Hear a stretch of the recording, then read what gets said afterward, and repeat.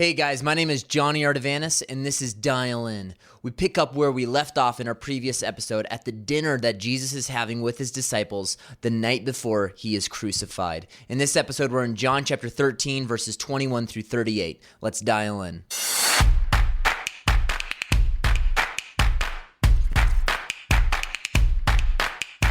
John chapter 13, verses 21 through 38. After saying these things, Jesus was troubled in his spirit and testified, "Truly, truly, I say to you, one of you will betray me." The disciples looked at one another, uncertain of whom he spoke. One of his disciples, whom Jesus loved, was reclining at the table at Jesus' side.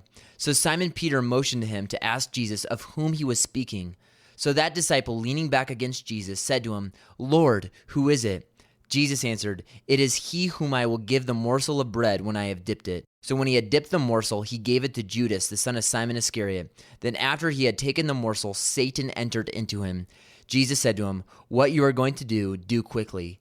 Now no one at the table knew why he had said this to him. Some thought that because Judas had the money bag, Jesus was telling him, "Buy what we need for the feast," or that he should give something to the poor. So after receiving the morsel of bread, he immediately went out, and it was night.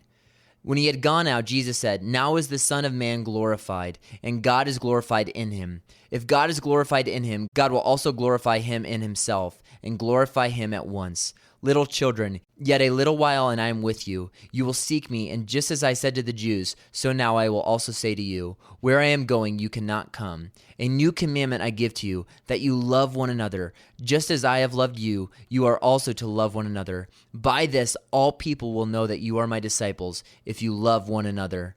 Simon Peter said to him, "Lord, where are you going?" Jesus answered him, "Where I am going you cannot follow me now, but you will follow me afterward." Peter said to him, "Lord, why can I not follow you now? I will lay down my life for you." Jesus answered, "Will you lay down your life for me? Truly, truly, I say to you, the rooster will not crow till you have denied me 3 times. In our previous episode, Jesus washed the disciples' feet. This was the greatest person in the universe who had just acted out the role of a servant, of a slave. Jesus teaches the disciples a lesson on humility in the midst of a competition that they are having over who is the greatest.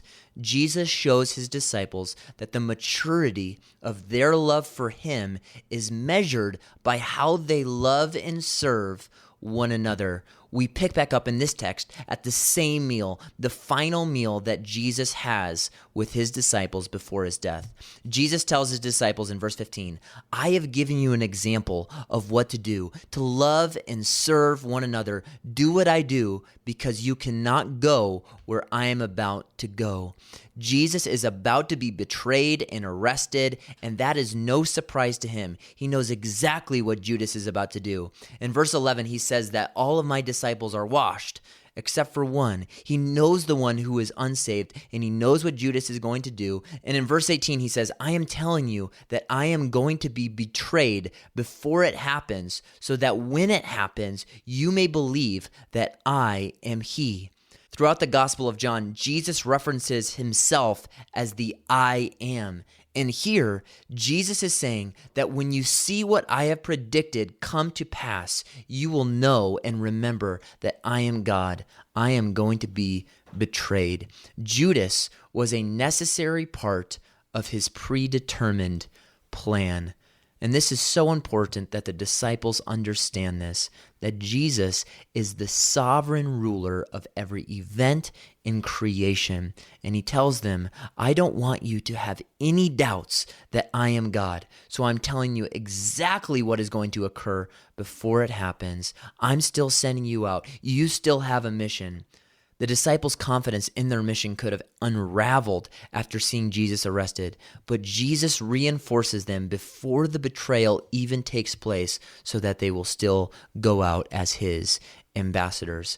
Use your imagination with me as we picture the scene.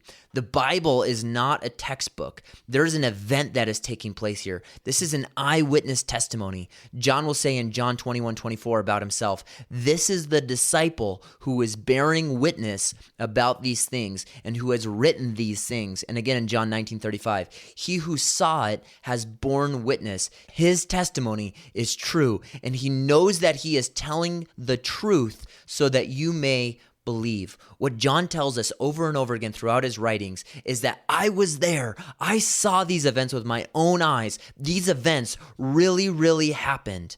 I love that. So use your imagination and picture the scene with me. The disciples and Jesus are lying on the floor around this low table, and they're typically leaning on their left elbow with a cushion, and they're eating with their right hand. Jesus tells them, truly, truly, one of you will betray me. And what's so interesting is that the disciples didn't start going, not me, it's Judas, huh? No, Matthew records that each one of them, one by one, begin to ask Jesus, is it I? Is it me? Am I the one who betrays you, Jesus? They don't go, yeah, it makes sense. It would be Judas. No, they have no idea. And they ask Jesus, is it me? John is most likely on the right of Jesus because he leans back on Jesus to ask him who will betray him. Jesus responds evidently very softly in verse 26 to John. He says, John, the one whom I give the morsel of bread to after I have dipped it in the cup is the betrayer. So in verse 27, he dipped the morsel and he gives it to Judas, the son of Simon Iscariot. The seat of honor at such an event as this would be on the left. And the commentators state that it was likely there that Judas sat, as he would have been close enough for Jesus to pass him a piece of bread. The betrayer of the Son of God is at the seat of honor. Now, you would think that this would be obvious that Judas is the betrayer, but verse 28 tells us that no one knows why Jesus gave Judas this piece of bread and told him to go and do quickly what he was about to do, except for potentially John and Peter. Jesus tells Judas, do what you're going to do, and do it quickly. Jesus is on a divine timetable. He would be sacrificed during the Passover the following evening, and Jesus tells Judas to hustle to betray him. This is amazing. Jesus is not the victim of a hypocrite. He said previously, I know the ones that I have chosen as my disciples. I know every one of you, Jesus says. I know who you are and what's inside of you. And he selects these disciples knowing that one of them, Judas in particular, would betray him. In John 6, he said, did I not choose all of you? And one of you is a devil.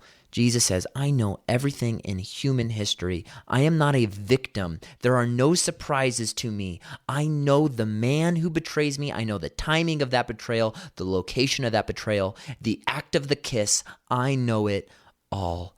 Can you imagine the thought process of Judas for 3 years? The times that Judas would have played the part, knew all the answers, and affirmed the truth. Can you imagine also how many thousands of times Jesus had sat in the presence of Judas knowing exactly what he would do? Within 24 hours of this meal, Jesus will be crucified. And likely within 12 hours, Judas, who will sell Jesus for the price of a slave, will be dead as well. Before Jesus will ever be tortured by the Romans, Judas will be so tortured by his own act of betrayal that he will hang himself and fall to the rocks below. Jesus is betrayed by one of his closest friends, and he sees Judas leaving and then says, the hour has come for the Son of Man to be glorified. But before he goes to the Father, Jesus gives his disciples a new commandment. A familiar commandment, but with a new purpose and a new reason. He says, I'm about to die. Listen here, disciples. Dial into what I'm about to tell you. Verse 34, a new commandment I give to you, that you love one another.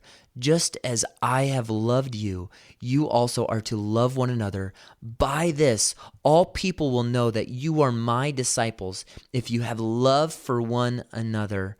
Up until now, Jesus says, everybody knows that you are my disciples because they see you following me around in Judea and Galilee and Jerusalem.